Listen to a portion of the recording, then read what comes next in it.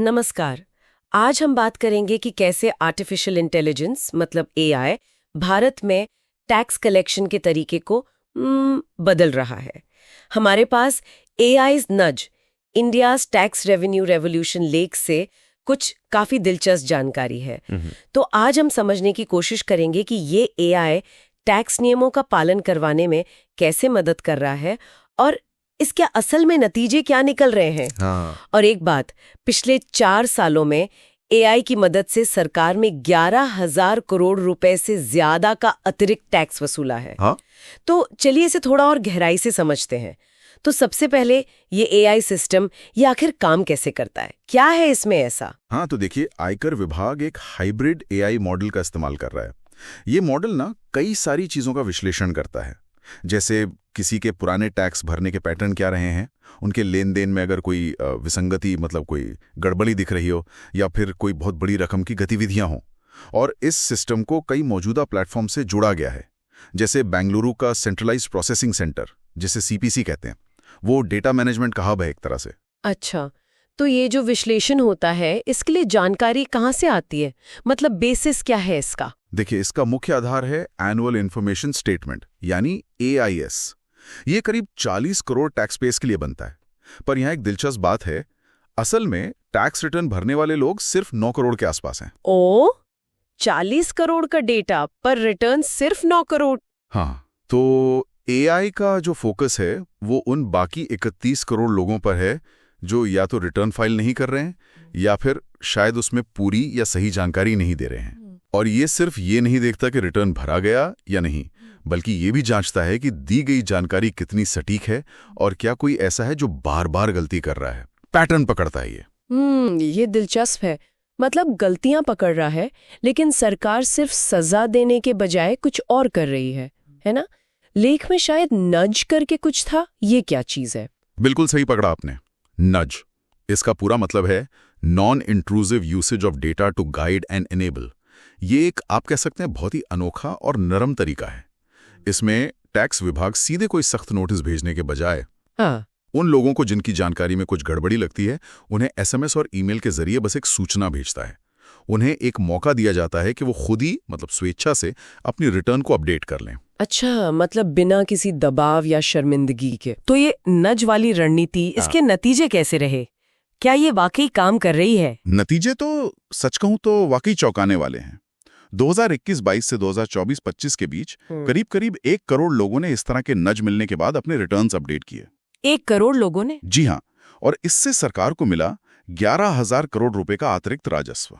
11,000 करोड़, ये तो बहुत बड़ी रकम है, वो भी बिना सख्ती के। बिल्कुल, ये आंकड़ा सिर्फ टैक्स कलेक्शन नहीं दिखाता, ये असल में इस बात का सबूत है कि कैसे टेक्नोलॉजी और थोड़ी सी कह सकते हैं साइकोलॉजी मिलकर लोगों के व्यवहार में इतना बड़ा सकारात्मक बदलाव ला सकती है, वो भी बिना किसी जबरदस्ती के। कमाल है।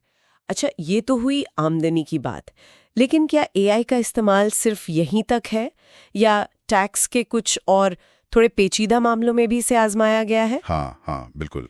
इसे और भी क्षेत्रों में इस्तेमाल किया गया। जैसे एक उदाहरण है, जनवरी और मार्च 2025 के बीच एक खास नज अभियान चला। ये उन लोगों पर केंद्रित था जिन्होंने राजनीतिक दलों को दिए गए चंदे पर टैक्स छूट मतलब सेक्शन 80 जीजीसी के तहत जो छूट मिलती है उसका दावा किया था। यानी पॉलिटिकल डोनेशंस वाली छूट। जी। तो विभाग ने क्या किया, टैक्स पेयर्स के दावों का मिलान चुनाव आयोग को पार्टियों द्वारा दी गई जानकारी से किया, डेटा मैचिंग। अच्छा, क्रॉस चेक किया। इससे क्या हुआ फिर? इससे ये पक्का हुआ कि जो असली दानदाता हैं उन्हें बेवजह कोई परेशानी ना हो और ध्यान सिर्फ उन्हीं मामलों पर जाए जहां गड़बड़ी दिख रही है। तो करीब 6.5 लाख लोगों को सूचना भेजी गई और उनमें से 35,260 लोगों ने अपने रिटर्न सुधारे और 404.2 करोड़ रुपए का अतिरिक्त टैक्स जमा हुआ। 400 करोड़। और साफ तौर पे यहाँ ये बताना जरूरी है कि हम सिर्फ सोर्स में दी गई जानकारी दे रहे हैं, किसी राजनीतिक दृष्टिकोण का समर्थन नहीं कर रहे हैं। बिल्कुल, ये सिर्फ प्रक्रिया और उसके नतीजों की बात है। और आजकल जो नई डिजिटल चीजें आ गई हैं, जैसे क्रिप्टो करेंसी वगैरह, उनका क्या एआई उसे भी ट्रैक कर पा रहा है? ये तो और भी मुश्किल होगा शायद। हाँ, ये भी एक बहुत दिलचस्प पहलू है। सोर्स में बताया गया है कि 2024-25 में लोगों ने खुद ही मतलब वॉलंटरली 1,000 करोड़ से ज्यादा की क्रिप्टो करेंसी से जुड़ी आय और विदेश से हुई आय का खुलासा किया है। खुद से? 1000 करोड़। हाँ, तो ये क्या दिखाता है कि शायद एआई आधारित निगरानी लोगों को ज्यादा पारदर्शी होने के लिए प्रेरित कर रही है। उन्हें लग रहा है कि अब ऐसी एआई को छुपाना शायद मुश्किल हो। और ये भविष्य के लिए एक महत्वपूर्ण सवाल भी खड़ा करता है कि जैसे जैसे नई डिजिटल संपत्तियां आएंगी, उन्हें कैसे ट्रैक किया जाएगा। ये एक चैलेंज भी है। सही बात है। तो इन सब बातों का निचोड़ क्या है? मतलब ये एआई सिर्फ टैक्स चोरों को पकड़ने का एक नया फैंसी तरीका है या इसका कोई बड़ा मकसद भी है? देखिए, सीबीडीटी के चेयरमैन रवि अग्रवाल की बात सोर्स में बताई गई है और वो कहते हैं कि एआई का इस्तेमाल सिर्फ टैक्स चोरी पकड़ने तक ही सीमित नहीं है।